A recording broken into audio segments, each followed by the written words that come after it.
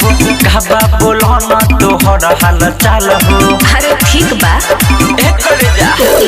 पहिया तू अइलू गाँव वाली माल हो कहबा बोलो ना तोहर हाल चाल हो। सुहाग वाली रतिया बोलो ये कोडी मन पैसा न करत रहे पहिला हबेरी कोडवा में पियावा पैसे धरत रहे बरत रहे बल भुक भुक भुक जिया धुक धुक धुक धुक बरत रहे बल भुक भुक भुक जिया धुक धुक धुक धुक बरत रहे।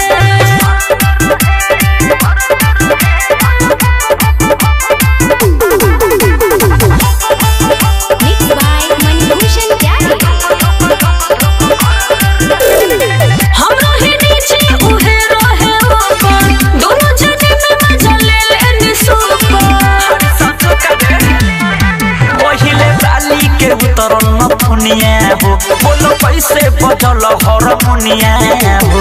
गरम गरम कराही में बुनिया रात भर झरत रहे। अरे नया पलंग पर नया समतिया से कैसे लड़त रहे